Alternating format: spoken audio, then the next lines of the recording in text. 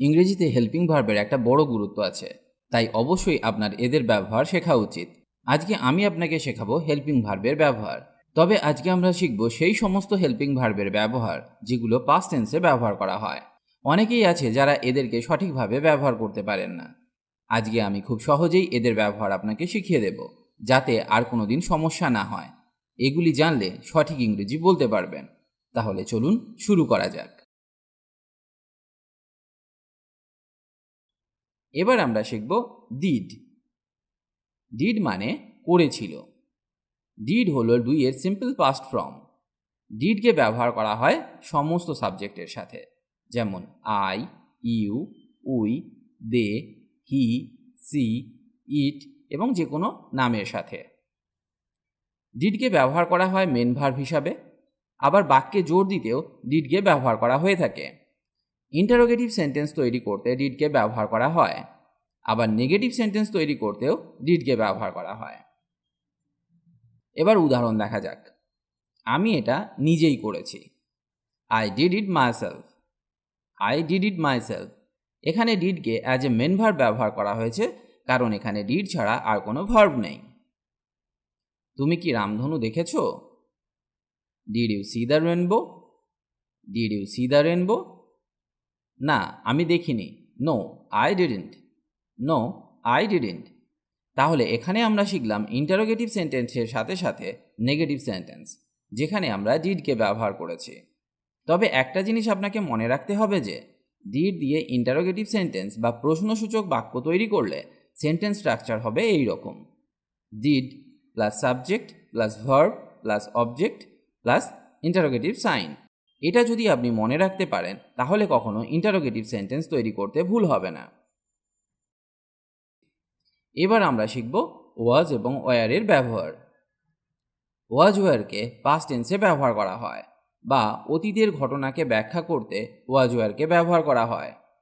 ওয়াজকে ব্যবহার করা হয় আই, হি, সি, ইট, জন বা যে কোনো নাম বাক্যে থাকলে আমরা ওয়াজকে ব্যবহার করতে পারি। আর ওয়ারকে ব্যবহার করা হয় উই, দে, ইউ। বিশেষ করে প্লুরাল সাবজেক্ট থাকলে আমরা বাক্যে ওয়ারকে ব্যবহার করে থাকি। তবে ইউ এর সাথে সবসময় ওয়ার বসে, যদিও ইউকে সিঙ্গুলার নাম্বার হিসাবেও ব্যবহার করা যায়। Simple past tense. এখানে সেন্টেন্স স্ট্রাকচার হবে subject plus was war. Was were এরা বাক্যে কখনো হেল্পিং ভার্ব হিসাবে বসে, আবার কখনো মেন ভার্ব হিসাবেও ব্যবহার করা হয়। এক কথায় এদেরকে বি ভার্বও বলা হয়, আবার এদেরকে হেল্পিং ভার্বও বলা হয়। যদি কোনো বাক্যে ওয়াজ ওয়ার ব্যবহার হয়, তাহলে মোটামুটিভাবে ধরে নিতে হবে বাক্যটি পাস্ট ইনডিফিনাইট টেন্স। আর যদি ভার্বের সাথে আইএনজি যুক্ত থাকে, মানে was were plus verb plus ING থাকে, তাহলে সেই বাক্যটি হবে পাস্ট কন্টিনিউয়াস টেন্স। যখন বাক্যে was were plus verb plus ING থাকবে, তখন আপনাকে বুঝে নিতে হবে ওয়াজ ওয়ারকে হেল্পিং ভার্ব হিসাবে ব্যবহার করা হয়েছে। কিভাবে ওয়াজ ওয়ারকে বাক্যে ব্যবহার করা হয়? Sentence structure subject plus was were plus object. For example, he was sick. He was sick. এবার যদি বলি he was not sick. He was not sick. এখানে নট ব্যবহার করার ফলে বাক্যটি হয়ে গেল নেগেটিভ সেন্টেন্স। তাহলে নেগেটিভ সেন্টেন্স গঠন করতে গেলে বাক্যের স্ট্রাকচার হবে এই রকম: subject plus was were plus not plus object. মানে ওয়াজ ওয়ারের পরেই আপনাকে নটকে বসাতে হবে। আরও কয়েকটি উদাহরণ দেখা যাক। তিনি একা ছিলেন। He was alone. He was alone. এখানে ওয়াজকে মেন ভার্ব হিসাবে ব্যবহার করা হয়েছে, কারণ বাক্যে আর কোনো ভার্ব নেই। সে সাহসী ছিল। He was brave. He was brave.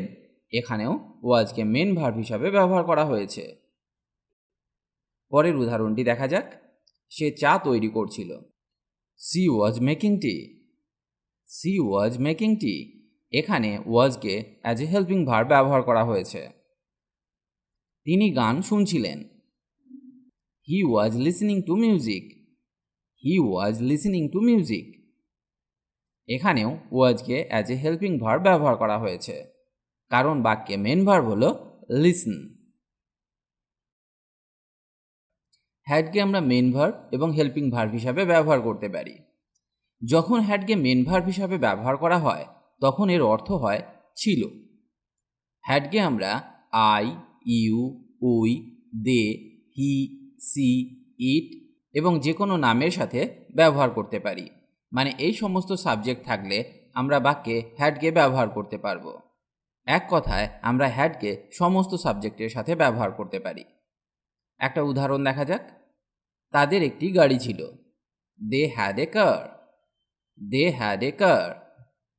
এখানে হ্যাডকে মেন ভার্ব হিসাবে ব্যবহার করা হয়েছে, কারণ বাক্যের শেষে ছিল, তাদের একটা গাড়ি ছিল, আগে ছিল কিন্তু এখন আর নেই, তাই আমরা বাক্যে হ্যাডকে ব্যবহার করলাম। Helping verb. এবার দেখা যাক হেল্পিং ভার্ব হিসাবে হ্যাডকে কিভাবে ব্যবহার করা হয়।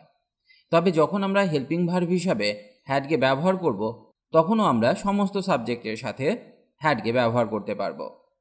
যেমন I, you, we, they, he, she, it বা যে কোনো নামের সাথে।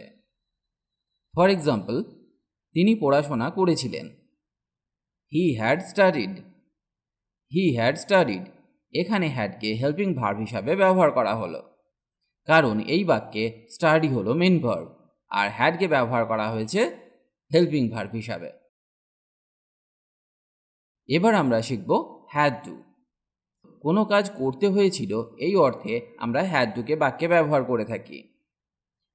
হ্যাড টুকেও আমরা সমস্ত সাবজেক্টের সাথে ব্যবহার করতে পারি, যেমন I, you, we, they, he, she, it এবং যে কোনো নামের সাথে।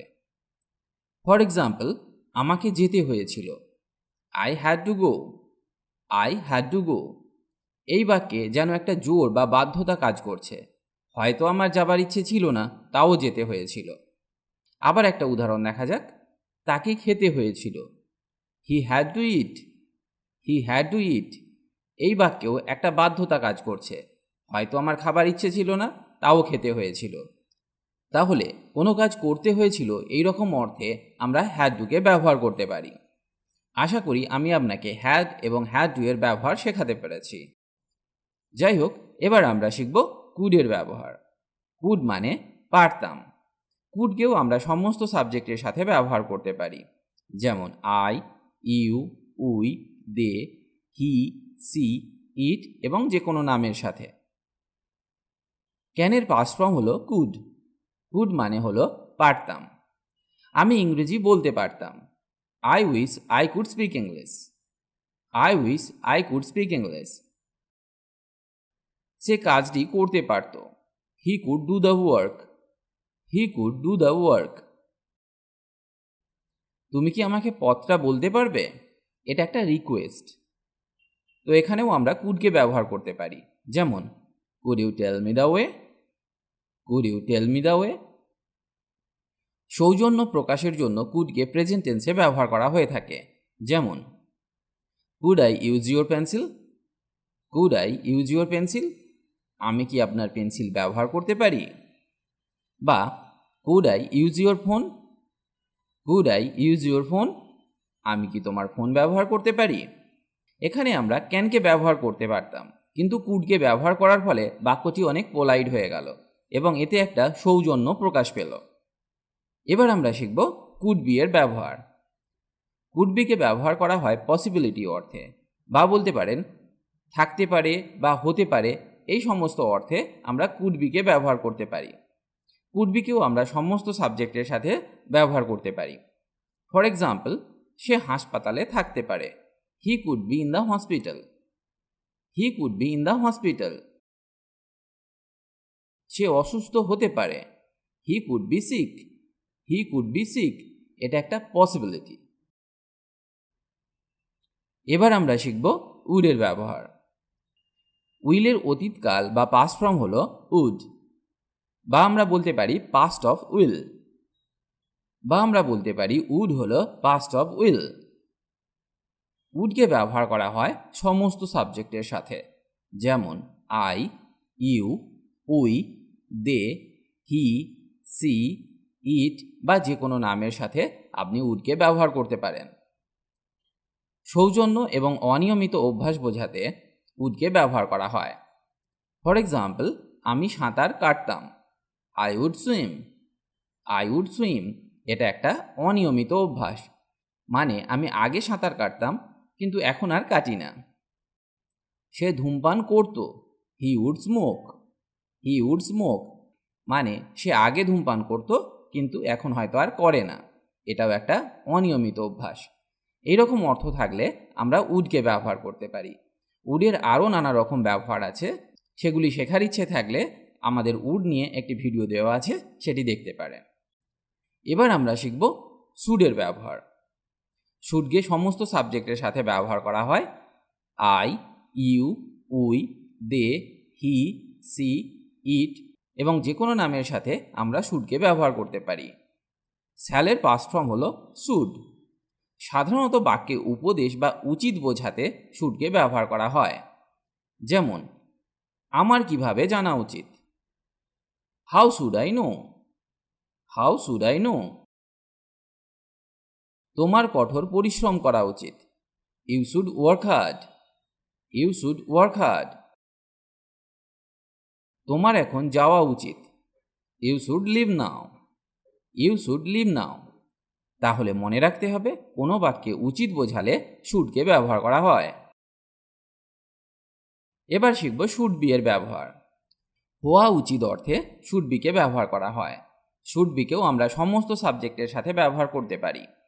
ফর এক্সাম্পল, তাকে বাড়িতে থাকতে হবে, he should be at home. He should be at home.